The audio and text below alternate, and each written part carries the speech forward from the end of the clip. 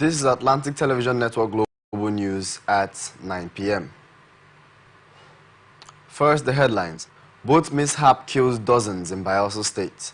Security operative raid NLC Secretariat. Coalition tasks governors to 11 billion naira.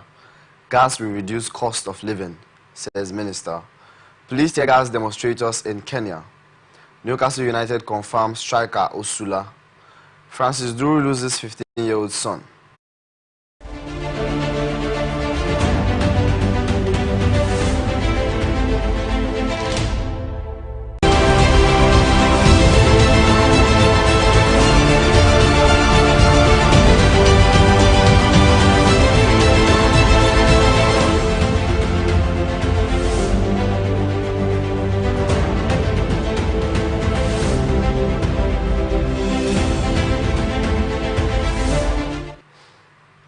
And now to the rest of our stories.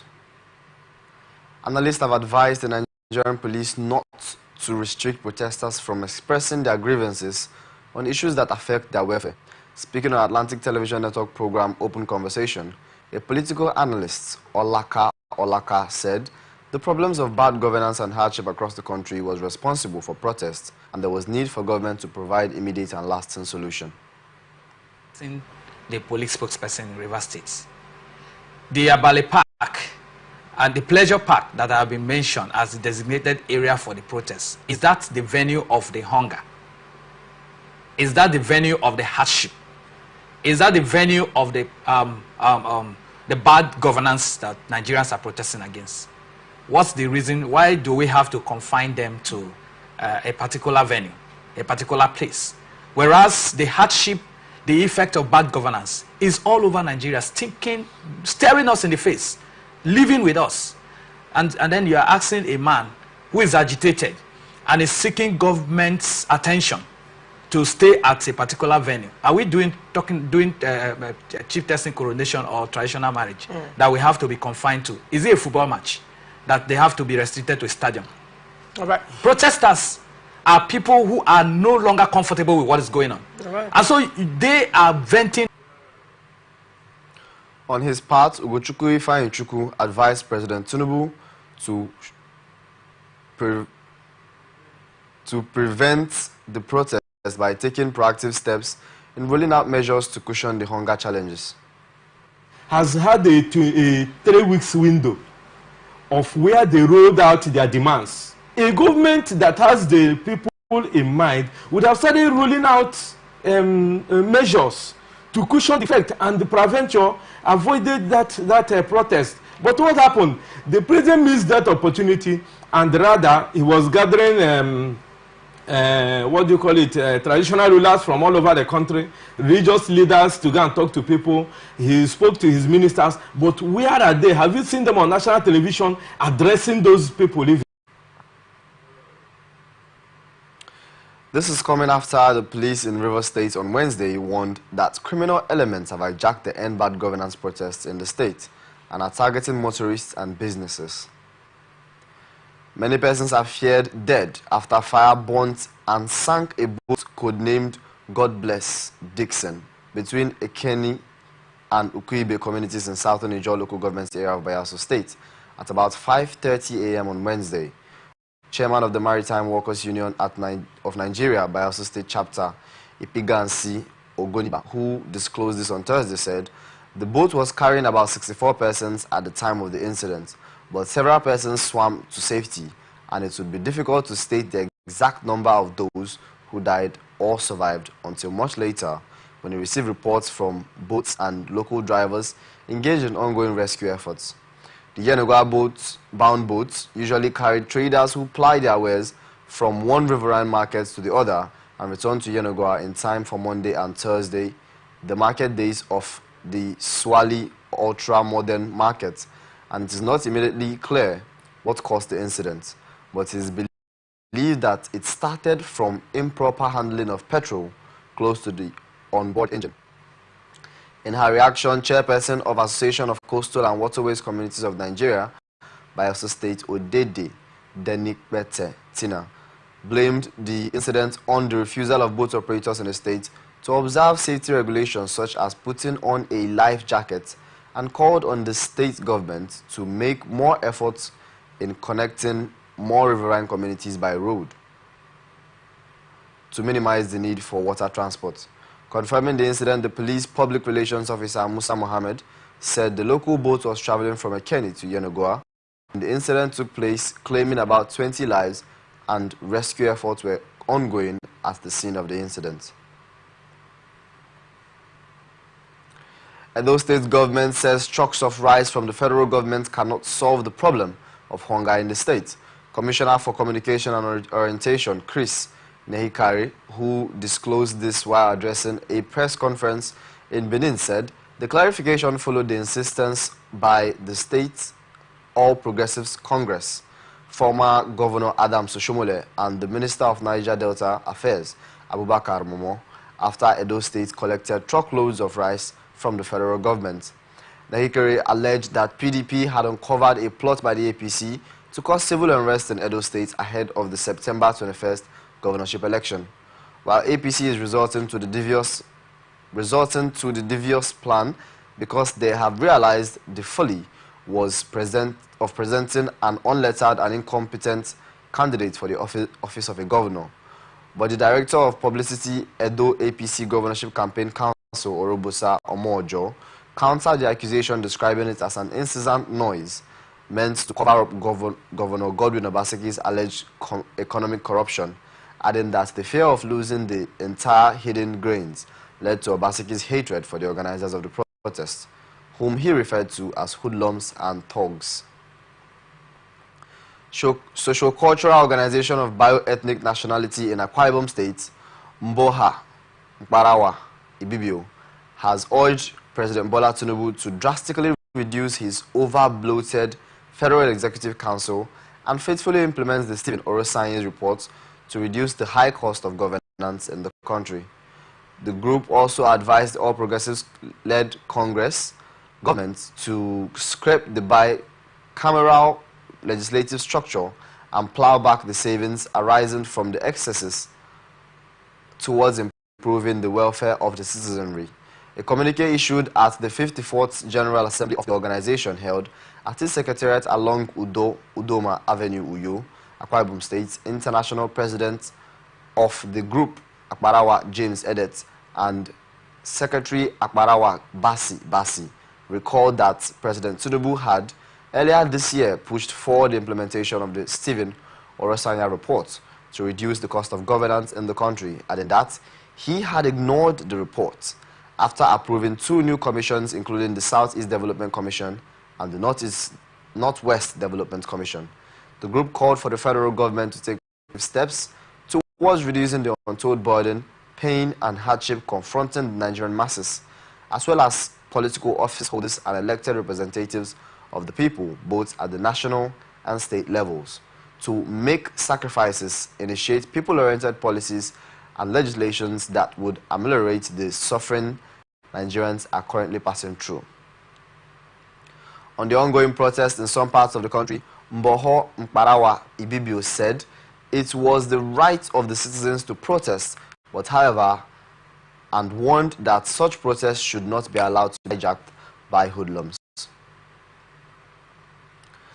Anambra State Road Traffic Management Agency has suspended 3 of its female officers caught on camera engaging in a fiscal brawl with a police traffic personnel at Oroma Junction, Akwa, the state capital. The 3 traffic officers were recently caught on camera publicly fighting with police traffic personnel over money purportedly given to them by a motorist.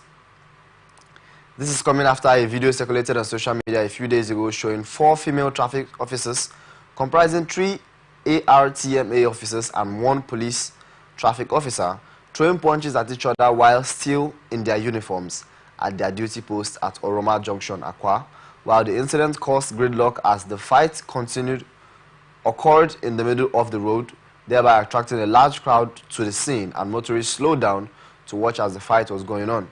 The footage, which showed the 4 officers exchanging punches over monetary disputes and sharing formula while on duty, has sparked widespread condemnation on social media after the video went viral. Managing Director Emeka Okonkwo expressed regret over the incident, stating that the acts of fighting over money do not reflect the agency's standard and values, and the officers have been placed on immediate suspension pending further disciplinary measures. Moving on, Lagos State government has sealed off Landcraft Industries Nigeria and Word of Light Christ Ministry for and environmental population-related offences. The State Commissioner for Environment and Water Resources, Tokumbo Wahab, who disclosed this in a statement, said Landcraft Industries Nigeria, situated at Odogunyan, Ikorodu, Lagos, was sealed off due to gross environmental pollution, while the Word of Light Christ Ministry, located at Irokuta, also in Ikorodu, was sealed off due to noise pollution. The enforcement operation, led by Deputy Director Enforcement Department Babatunde Gbenga, said the development was aimed at ensuring compliance with the Lagos State Environmental Laws 2017, while expressing readiness of his agency to take action against any establishment that failed to comply with the state's environmental regulations. He urged all industries and establishments in Lagos to prioritize environmental sustainability and adhere strictly to regulations to avoid clampdown. Fire has gutted a mobile fuel station near Airport Hotel Ikeja on Obafemi Awolowo Way in Lagos State. Eyewitness said the incident occurred around 11 a.m. on Thursday during a busy period of premium of petroleum motor spirits sales. It was gathered that more than 2 vehicles were consumed by the raging fire.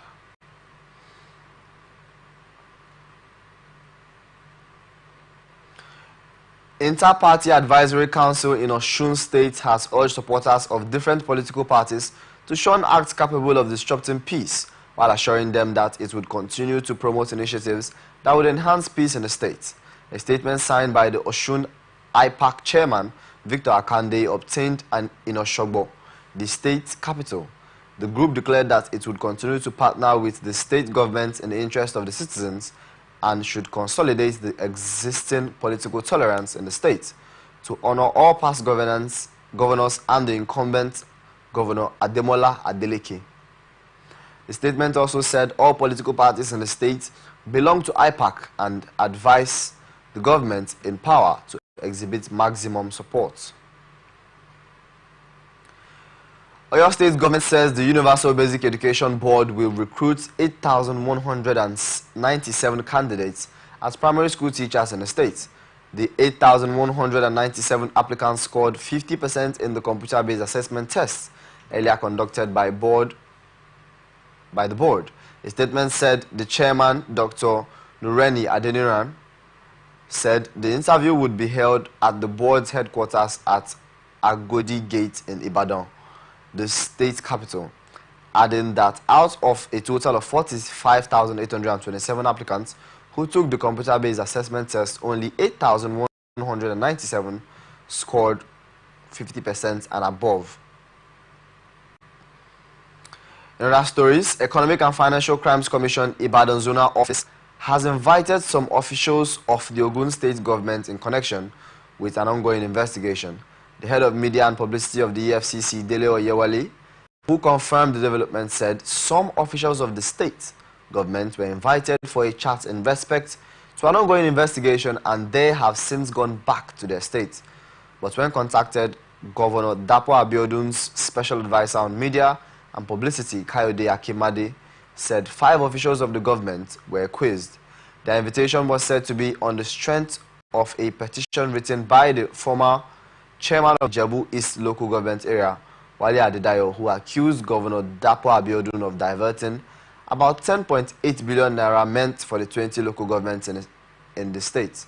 Adedayo, who also forwarded a petition to EFCC calling for an investigation of the state government for the alleged financial infraction. The state government, however, denied the allegation, explaining that it rather augmented the monthly federal government allocation sent to the local government, or else many of them would have found it impossible to fulfill their financial obligations, like payments of salaries, amongst others. Vice-Chancellor of Ekiti State University, Ado-Ekiti, Professor Edward Olanipekun, says the university had promoted 70 academic staff of the institution to rank of professor and 60 others to reader cadre. Olanipekun, who spoke at Ado-Ekiti during a chat with journalists, said the institution would soon begin new programs, including Doctor of Pharmacy and Bachelor of Dental Surgery, and had promoted 70 academic staff to rank of professor, which cut across all departments and faculties. He also said following consultations, the university authorities had postponed the first semester examinations billed to begin on Monday, August 12th by 1 week, while 1 week extension will allow the students to have adequate time to prepare for their examinations. The Nigeria Labour Congress has confirmed that its national office in Abuja was invaded by security operatives believed to be from the Department of State Services and the Nigeria Police Force on Wednesday night. According to a statement by NLC spokesperson Benson Ukpa, said the operatives arrested the security guards, forcing them to hand over keys to the offices on the second floor and broke into the floor, and also ransacked the bookshop and stole hundreds of books and publications. The NLC condemned the invasion, stating that it was illegal and a violation of democratic principles, and demand an international inquiry into the incident and the return of the stolen materials. The invasion occurred just hours after the NLC National Executive Council meeting, where members condemned the high-handed manner in which security agencies handled protesters during the End Bad Governance protests. And the NLC has directed its staff to stay away from the office until further notice, and warned that if the harassment continues, it may call on its members to stay home until their safety and security are assured. The Department of State Services has denied its operatives did not raid the headquarters of the Nigerian Labour Congress in Abuja. Head of Media and Public Relations, NLC, Benson Ukpa, said the assailants ransacked the bookshop off the second floor, seizing hundreds of books and other publications. The invading team claimed that they were searching for seditious materials allegedly used during the End Bad Governance protests. The NLC, however, said it could not immediately ascertain the full extent of the items taken during the raid. DSS spokesperson Peter Afunaya said the agency had no involvement in the incident, and the NLC had condemned what it described as an unlawful invasion and demanded the immediate withdrawal of the security operatives from its premises. The NLC further expresses dismay over the dark days of military rule, adding that the NLC Secretariat was never subjected to such an invasion. Federal Capital Territory Commissioner of Police Bennett Igwe has ordered investigation into the death of a yet-to-be-identified man dressed in women's clothing. The police, in a statement by the command spokesperson, Josephine Ade, said it received a distress call about a woman's corpse found along the Katampe-Mabushi Expressway and promptly dispatched detectives to the scene, adding that preliminary investigations carried out by the detectives revealed that the individual was a man fully dressed in female clothing with no means of identification on him. She said the individual was immediately rushed to the hospital where he was confirmed dead, and ordered a discreet investigation to unravel circumstances surrounding his death. After spending about 37 days in captivity, terrorists have released the two abducted children of the slain lecturer of the Federal University of Datsinma, Katsina State, late Dr. Tiri Gyang. This comes after Gyang was killed by terrorists at his residence in Datsinma, while his two children were kidnapped by the hoodlums. The terrorists had earlier demanded 20 million naira as ransom to release the children, but it was not clear whether the exact amount was paid to secure their release. A source said after the ransom was paid, the terrorists released the younger son, Caleb, and demanded 2 motorcycles and 200,000 naira mobile recharge cards to release the eldest one, Derek, on Sunday, adding that the slain lecturer's remains would soon be committed to earth following the release of his children. In view of the crisis rocking the opposition People's Democratic Party in Benue State, the State Working Committee of the party have summoned ex-Governor Gabriel Suswan and 4 others over alleged anti-party activities. The others invited are a former member of the House of Representatives, Tengu Tsegba, Richard Bande, Tese Tsumba, and Professor Nicholas Ada, as well as 9 local government chairmen of the party. The development comes 2 days after the party declared the suspension of immediate past Benue State Governor Samuel Ortom. The embattled Benue PDP chairman John Mbede, who was himself suspended by 1 month by a faction of the party, said that Ortom was suspended after attempting to hijack the leadership of the Benue PDP. The party publicity secretary Bemba Lotium declared the invitation of Suswan and others to probe over alleged anti-party activities. A statement said Suswan and others were expected to appear before the State Working Committee to give reasons why disciplinary actions should not be taken against them for alleged gross misconduct and anti-party activities, and also accused Suswan of sponsoring factions, publication of internal party disputes, and sponsoring a court action against the party without recourse to the internal dispute resolution mechanisms of the party. However, a former member of the House of Representatives, Tegun Tseba, who is Suswan's ally, challenged Lord Tiom's standing to summon Suswan and others, while Segba Lotiom had himself been suspended.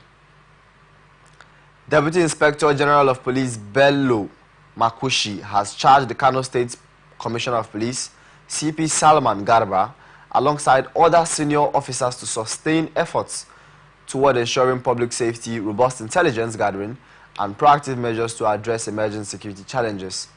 Makwashi, who is the Deputy Inspector General of Police, Department of Logistics and Supply, supervising the Northwest Geopolitical Zone, disclosed this while embarking on an on-the-spot assessment tour of the situation in Kano State. A press statement issued by the Kano State Police Command spokesman SP Abdullahi Kiawa said the Inspector General of Police commended the CP Garba and officers and men of the command for their exceptional resilience, professionalism, and dedication in containing the situation and maintaining public order, adding that the importance of community engagement, collaboration, and timely response to emerging issues cannot be overemphasized to protect citizens' rights to peaceful protests, while preventing criminal elements from hijacking such protests. He assured the public of the police resolve as a legal entity to maintain law and order, as well as ensure public safety and uphold fundamental human rights of all citizens. Governor Caleb Mutfwang of Plateau State has relaxed the curfew imposed on Jos Bukuru Metropolis. He said residents are allowed to go about their lawful activities between 12 noon and 6 p.m. until further notice.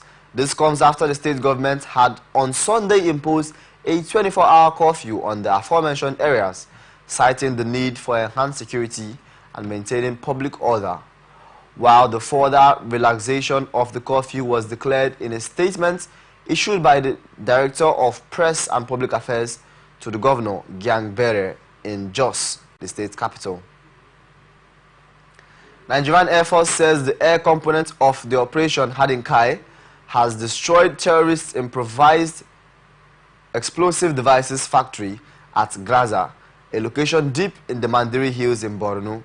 A statement by the Director, Public Relations and Information, NAF, AVM, Edward Gakwet, on Thursday in Abuja said that the air interdiction was a sequel of recent attacks on innocent civilians in the state using IEDs and suicide bombers, following intelligence which revealed that the siting of possible IED factory and storage area for other logistics. According to him, for some time now, the IED factory was suspected to have been relocated first from Goza to Timbuktu Triangle in Sambisa Forest, and finally built into Graza in the Mandari Hills. Gakwet said the targets were acquired and effectively destroyed, adding that the thick cloud of smoke that followed the airstrikes confirmed the destruction of the IED factory and the gun tracks. You are watching the global news on Atlantic Television Network. We will be back after this break. From the line across the ocean to the land beyond the mountains, through the Sahara, we bring on-the-spot news, live analysis, expert discussions on trending stories in politics, business, socio-economy, sports, and documentaries. So catch all the updates on the happenings around the globe. Stay focused on the fact today, only on ATN.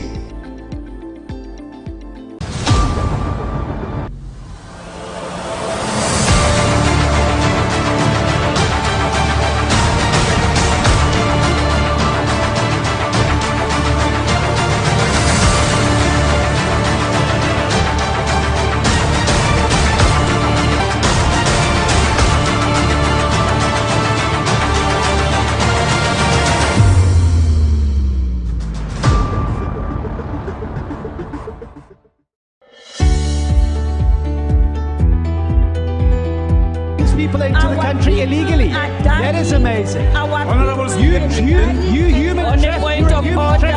Honorable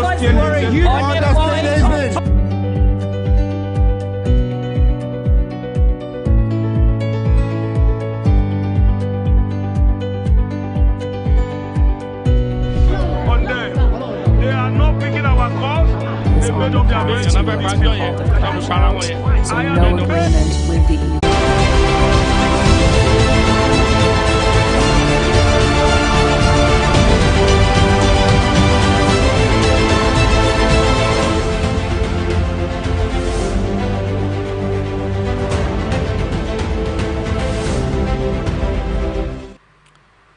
Welcome back. This is the global news on Atlantic Television Network. Now to the rest of our stories.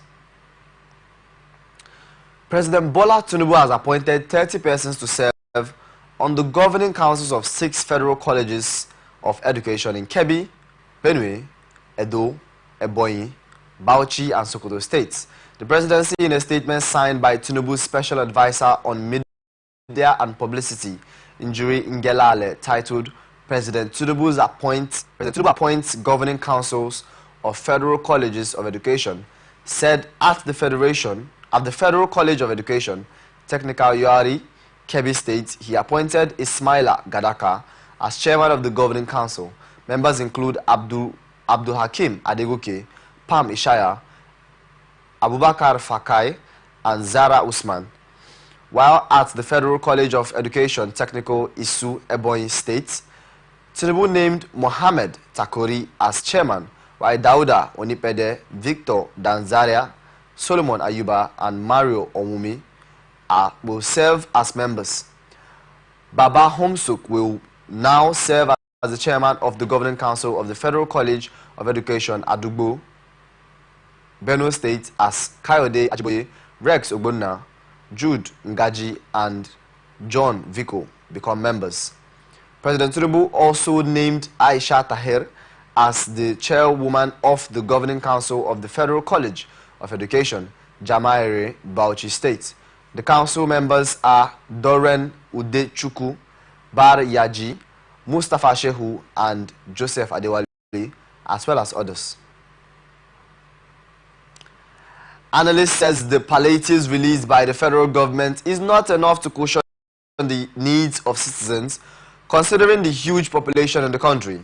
Speaking on Atlantic Television Network program Blowout, a public affairs analyst said the population of people in the states and local governments across the country outnumbers the palliatives released by federal government, and called for better opportunities and empowerment, as well as reduction of fuel pump price as soon as possible. On his part, Madueke said that President Bola Tinubu mean well for the country, but Nigerians should give him more time. His coming after the federal government says that Tinubu administration's primary focus is not to impose hardship on Nigerians but to correct poor policies and dysfunctional choices that have historically hindered Nigeria's progress with bold and effective resolutions. President Tinubu, whatever has happened now is going to give us a leverage to live a normal life which we have been praying for. It's just a matter of time. Time should be given to him. Just like they said, it was not the intention of the president to cause hardship in the country. All the policies were purely to see how Nigeria can go back to that glory days. The All Progressives Congress National Chairman Dr. Abdullahi Ganduje says challenges and protests against government policies are not peculiar to Nigeria. Ganduje disclosed this while reacting to the ongoing protests in Abuja when he played host to some leaders of the party from the United States of America. The APC national chairman, who said even developed economies have their challenges, assured that whatever challenges that was being faced in Nigeria currently would soon be over, adding that President Bola Tinubu came into power with the intention to introduce reforms that would secure the country's future. He also said the country's institutions were weak and strong institutions were needed to implement whatever good policies that the government had, and assured that the people that President Bola Tinubu was doing all he needed to secure the country's future in the interest of all.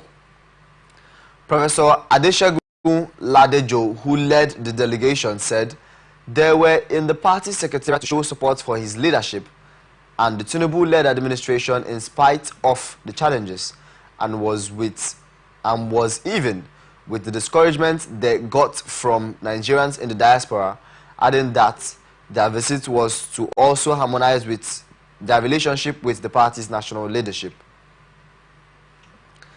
Minister of Education Professor Tahir Maman has expressed displeasure over the merging of technical colleges with colleges of science while establishing technical colleges across the country. Maman, who disclosed this in Abuja at a one-day stakeholders meeting on the challenges and issues affecting technical colleges in the country, said the technical colleges ought to be strictly for pupils with an interest to technical education. He regretted the low enrollment of students in the technical colleges, adding that technical colleges were to teach skills to transform the country, and commended the Universal Basic Education Commission's Smart School initiative, said it would provide the robust digitization needed for the country to grow. Nigeria's Education Loan Fund says 7,975 completed loan applications were received on August 7, 2024, being the highest number of student loan applications within a 24-hour period since the launch of its portal on May 25, 2024, sorry. A statement by NEL Fund said it's recorded 9,687 student registrations, while the surge in interest highlights the crucial role NEL Fund plays in enabling access to higher education for students facing financial challenges, adding that the higher number of applications underscored the pressing need for financial assistance among Nigerian students. NEL Fund urged eligible students experiencing financial difficulties to take advantage of the loan opportunity, while streamlined applications process was designed to be user-friendly with a dedicated support team available to assist applicants.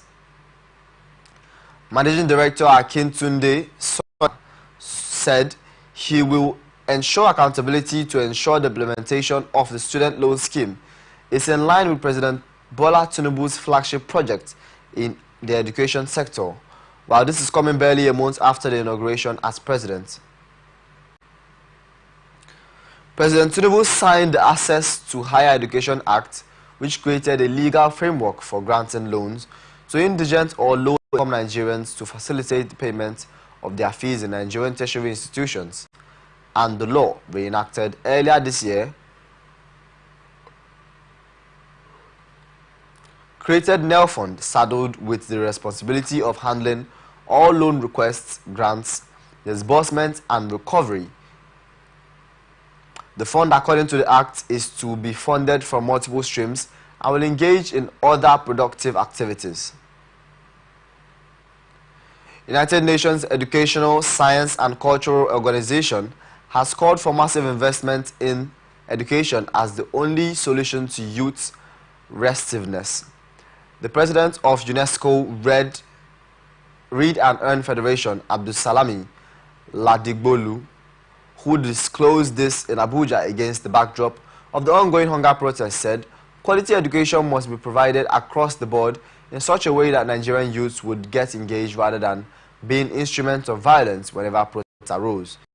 He urged the government to be using the trying times to turn things around between the administration and the youths by providing youth civic engagement and boosting their communication strategies, adding that the government can do this by letting the youths realize that they are working to effect the change and improvement youths have been waiting for to come to reality.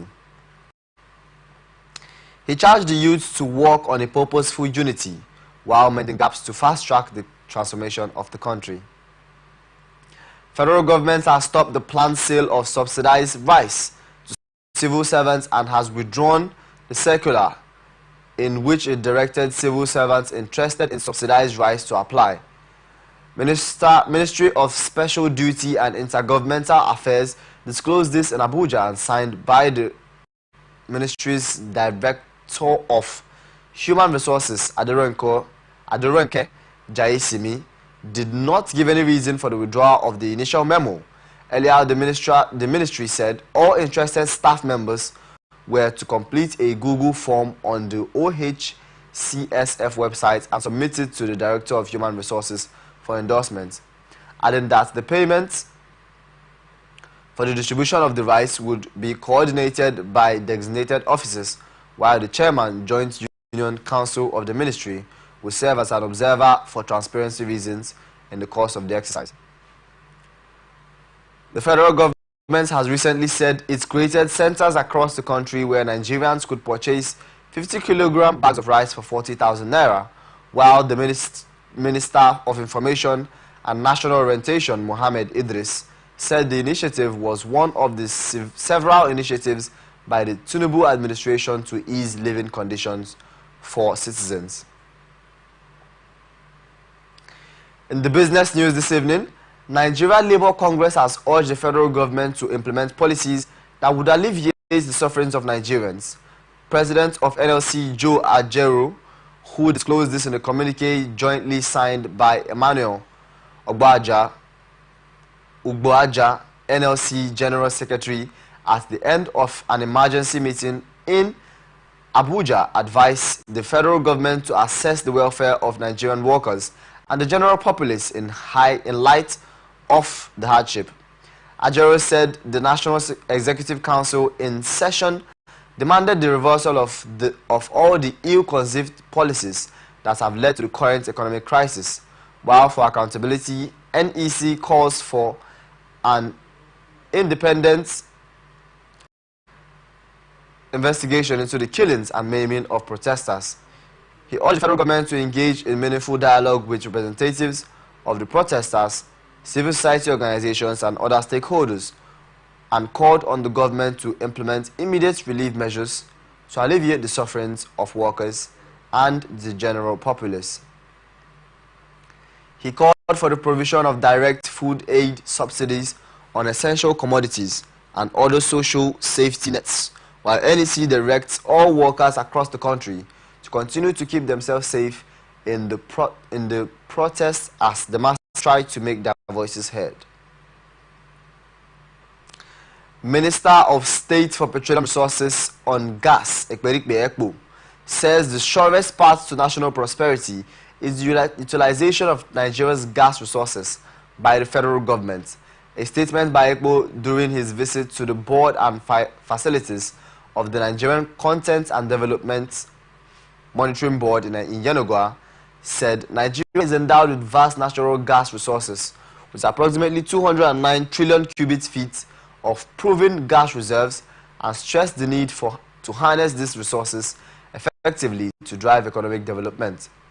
According to Ekpo, the initiatives are aimed at lowering the cost of living and transportation and positively impacting every part of the country, and highlighted President Bola Tinubu's support for the gas sector with initiatives extending to the entire value chain, including gas development, distribution and penetration.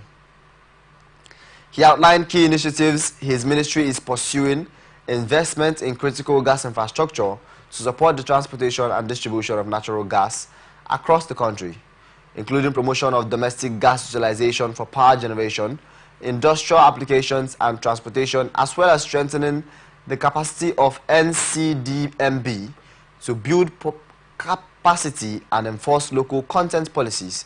He also said other notable initiatives include encouraging the support gas to power projects to ensure a reliable and sustainable supply of electricity, expanding Nigeria's capacity to export liquefied natural gas to international markets to generate revenue, and position Nigeria as a key player in the global gas markets, as well as strengthening policy and regulatory frameworks governing the sector to create an enabling environment for investment and innovation.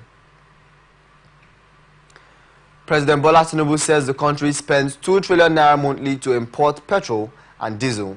Tinubu stated this during his recent nationwide broadcast to Nigerians. Said, despite Nigeria's abundant oil and gas resources, his administration met a country that was dependent only on oil, neglecting its gas resources while subsidizing the cost of fuel. This is coming after Tinubu removed fuel subsidies on his first day in office, and this led to an increase in the pump price of petrol from about 200 per litre in May 2023 to about 700 at the moment, while the president and his administration had invested in compressed natural gas to change the narrative. He reiterated that his administration would be distributing 1 million kits of extremely low or no cost to commercial vehicle owners transporting people and goods and who currently consume 80% of the imported petrol and gas and diesel. Reacting, the NMDPRA Executive Chief Farouk Ahmed denied the allegation, stating that it was Dangote diesel that had a high sulfur content than the imported ones, and warned that Nigeria cannot rely heavily on Dangote refinery for its fuel supply, saying the importation of fuel will continue.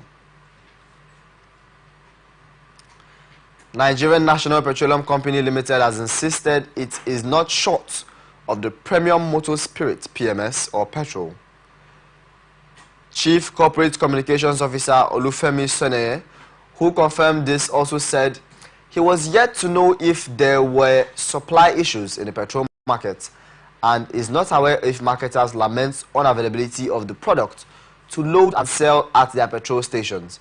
He vowed to get in touch with the Nigerian Midstream and Downstream Petroleum Regulatory Authority to find out the state of PMS distribution in the country. While retail outlets across the Federal Capital Territory were under lock and key yesterday for lack of the product, and this resulted in very long queues in few petrol stations, mostly NNPCL, that vend the product. Black marketers were on different expressways selling the petrol for as much as 10,000 per 10 litre in plastic containers. In Lagos, many petrol stations along Ikpaja Ayo Road and Egbeda Okonjo axis of the city had no fuel to dispense. Two popular NNPCL stations along Egbeda Okonjo Road that usually witness long vehicle queues because of their relatively cheap pump price were under lock and key, while only NNPCL stations that dispense fuel at Siemens bus stop along the Lagos-Abuja Express Road and Conoil by Ikeja along had very long queues. Nigeria Civil Aviation Authority says it has concluded plans to launch an automated portal to address consumer protection needs for airline passengers and other stakeholders in the aviation sector.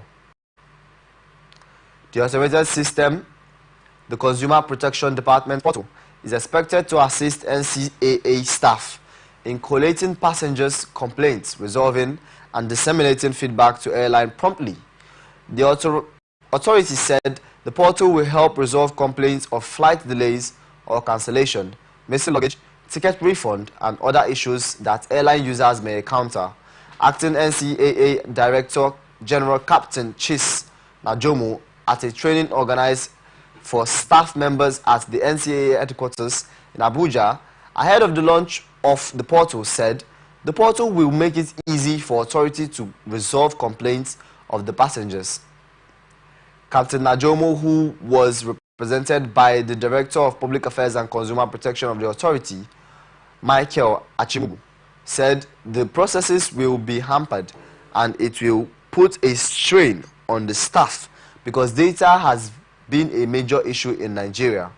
While for the Deputy General Manager of the ICT Department of NCAA, Akugo Mbeokwere, said the switch from a manual process to an automated portal will enhance service delivery. Nigerian Economic Summit Group says Nigeria's extensive coastline, which stretches over 830 kilometers along the Atlantic Ocean, is vulnerable to climate change impacts such as coastal erosion, flooding, and pollution. Private sector co-chair of the NESG's Sustainability Policy Commission Steering Committee, Osage Okumbo, said the challenges are already causing significant socio-economic disruptions in the Niger Delta, with ocean encroachment and rising sea levels threatening homes and farmlands. He made the remarks during a pre-30th Nigerian Economic Summit webinar on the 6th of August 2024, themed Building Climate Resilience in Nigeria, a comprehensive approach, and also emphasized the compound fragility risk in northern Nigeria, while desertification is accelerating environmental degradation and threatening livelihoods. Similarly, in the southeast, erosion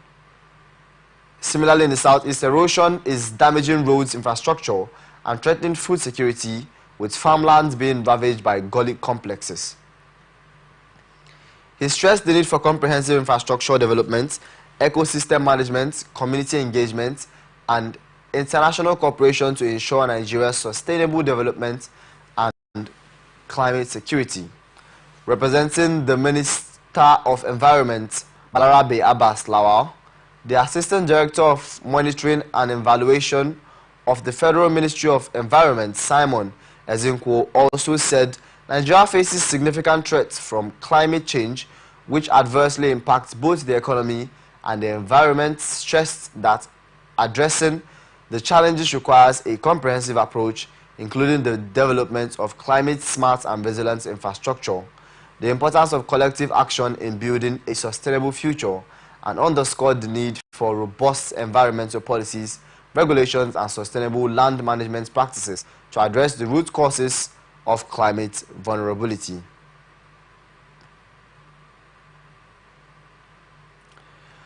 Recapitalization of Nigerian banks has put insurers on notice as shareholders foresee pressure to embark on a new capital raise in no distant time. The shareholders said if the proposed bill on insurance industry in the Senate scales through at this time, the possibility of demanding insurers to raise capital will not be far away, and urged insurance companies to put on their thinking caps by fashioning out strategies to raise funds ahead of any regulatory pronouncement, noting that the best time for recapitalization is now. National Coordinator, Progressive Shareholders Association of Nigeria, Boniface Okeze, has identified the need for insurers to begin to build reserves for a stronger capacity, adding that insurance companies in Nigeria may be facing a new minimum capital requirement in excess of 650% if the insurance bill scales through at the National Assembly. The Nigeria Insurance Industry Reform Bill 2024 is sponsored by Michael Adetokunbo Abiru, Chairman, Senate Committee in Banking,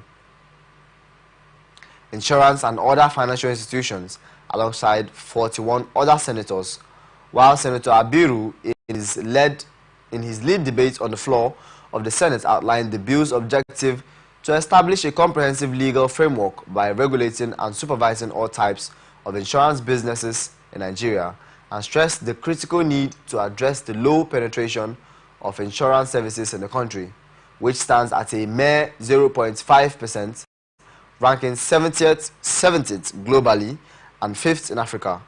Abiru, an economist and former bank chief executive, highlighted Nigeria's young and vibrant population and growing gross domestic products as indicators of the industry's potential for exponential growth. The Nigerian Railway Corporation has raised the alarm that most of the railway assets inside the Apapa port has been vandalized by unknown persons. Speaking on Thursday during a one-day stakeholders sensitization summit on limitations to rail transportation of cargo in Nigeria, which was organized by the Nigerian Shippers Council in collaboration with the Nigerian Railway Corporation, the NRC Directors of Operations and Commercial Services, Akinwumi Oshilowo, lamented that aside vandalization, NRC locomotives faces challenges in accessing the port due to too many trucks clogging the railway right of way inside the Apapa Bulk Terminal, limited section of the Apapa port. Speaking earlier, the Executive Secretary and CEO of Nigerian Shippers Council, Barrister Pius Akuta, lamented over a lack of functional rail evacuation of cargoes at Nigerian ports, stating that this has resulted in congestion at the seaports, delay in offloading of vehicles and turnaround time, as well as payment of demurrage, increased number of trucks and tankers on the road, gridlock has caused traffic and high cost of doing business. Nigeria's Invest Ability Scorecard dropped further to 0.163 as it remains ninth most viable destination for investment in Africa. Rand Merchant Bank said investors are coming to the continent to find Seychelles and Mauritius markets most attractive.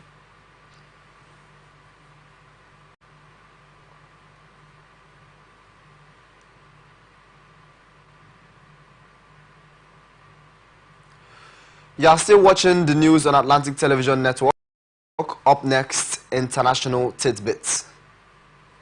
Nigeria's Chief of Defense Staff General Christopher Musa says the change of government by the military in West African countries has had unintended consequences and threatened their democratic values in the region, adding that the threat of a military takeover of the government must be destroyed with the core responsibilities of the military profession.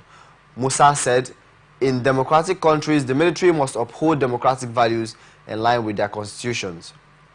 Nigeria's Chief of Defense Staff, who disclosed this at a 42nd ordinary session of the Committee of ECOWAS Chiefs of Defense Staff in Abuja, said the meeting would prevent coup and ensure peace and sustainable development for citizens in West Africa, and identified some of the critical areas to be addressed in the proposed Air Force Security Support Mission in Sierra Leone and the activation of Air Force Standby Force against terrorism. Also speaking, ECOWAS Commissioner for Political Affairs, Peace and Security, Ambassador Abdel Fattah Musa, said the withdrawal of Mali, Niger and Burkina Faso from the regional bloc would lead to unintended security consequences, while in January, the three military-led West African nations announced their immediate withdrawal from ECOWAS, accusing the organization of becoming a threat to its member states, adding that their withdrawal would inevitably undermine coordination and cooperation in combating terrorism, human trafficking, and transnational organized crimes. He called on ECOWAS defense chiefs to finalize the planning of the deployment to stabilize Sierra Leone and the operationalization of ECOWAS logistics depot at Lungi and the Republic of Sierra Leone, and also urged regional defense chiefs to deeply reflect on the rapidly evolving complex security situation in West Africa.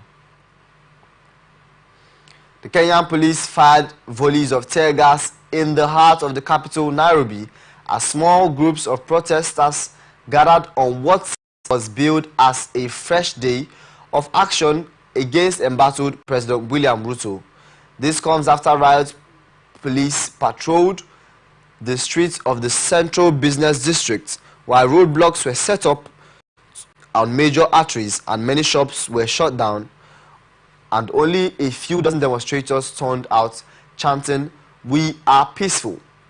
Kenya, one of the most stable countries in the region, has been rocked by weeks of sometimes deadly protests against Ruto's two-year-old administration, mostly led by young Gen Z Kenyans, while Ruto was overseeing the swearing in of a revamped cabinet just a few kilometers away. Police lobbed tear gas in the Central Business District and detained several people, and the streets appeared largely quiet, with a few people ongoing about their businesses.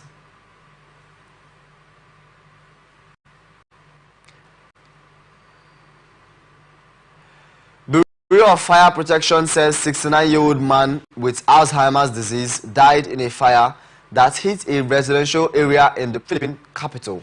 The Bureau said that the fire, which broke out around 5:30 p.m.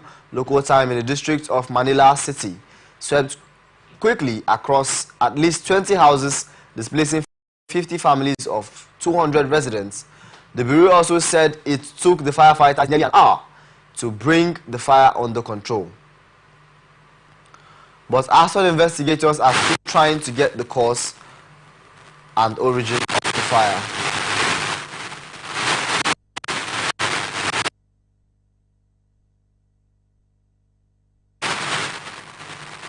And now here is a football transfer expert Fabrizio Romano has confidently stated that Victor Osimhen will not take a pay cut to facilitate his move to Chelsea. The Italian hinted that Chelsea's pursuit for the Napoli striker could allegedly go down to the final week of the transfer window. The Blues are in dire need of a striker capable of guaranteeing them goals. With less than 2 weeks until the season, they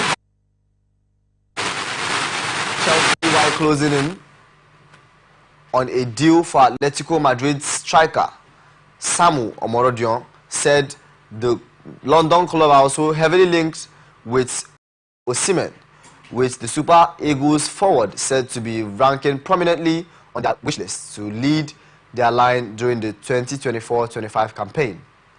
The Nigerian international has emerged as one of the most sought-after strikers in Europe, having been linked with moves to Chelsea, Arsenal, Paris Saint-Germain, Manchester United and Liverpool, amongst others.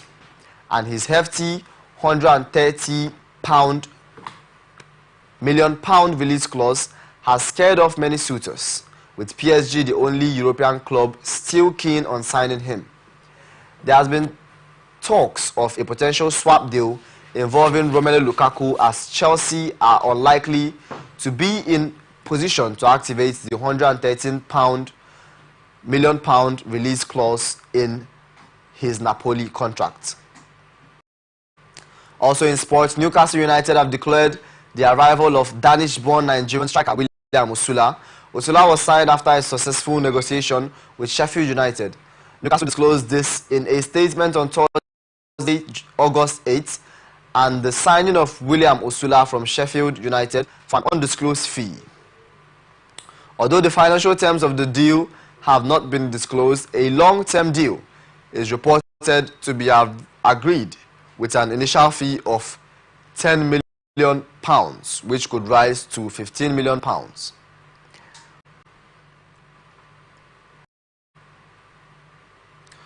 On to entertainment this evening. Veteran Nollywood actor Francis Duru has explained the death of his 15-year-old son, Ifeanyi. Francis Duru confirmed his son's death on his Instagram page. According to him, Ifeanyi fought like a lion.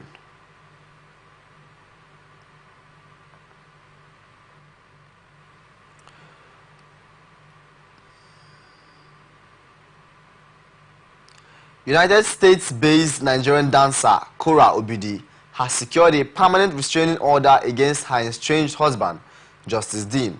Nancy Kora's sister, who shared The update in an Instagram post said the order was after a long legal battle after Obidi and Dean's marriage crashed in 2022 over allegations of infidelity.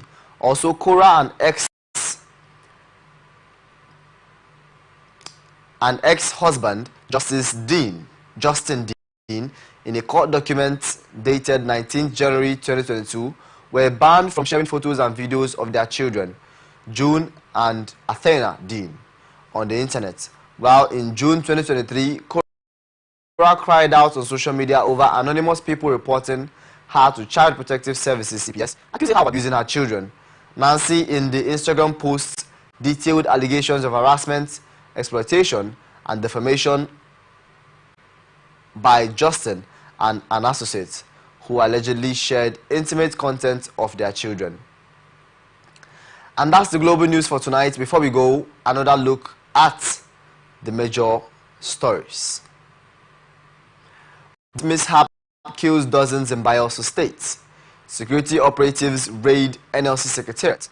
Coalition task governors to account for 11 billion naira. Gas will reduce cost of living, says Minister. Police tear gas demonstrators in Kenya. Newcastle United confirm Osula. Francis Duru loses 15-year-old son. I am David Obasi, thanking you for watching Atlantic Television Network. You can follow us on all our social media platforms. Twitter at Atlantic TV Net, Facebook and YouTube at Atlantic Television Network, Instagram Atlantic TV Network. Peace and unity are the pathways to progress. Thank you for staying tuned.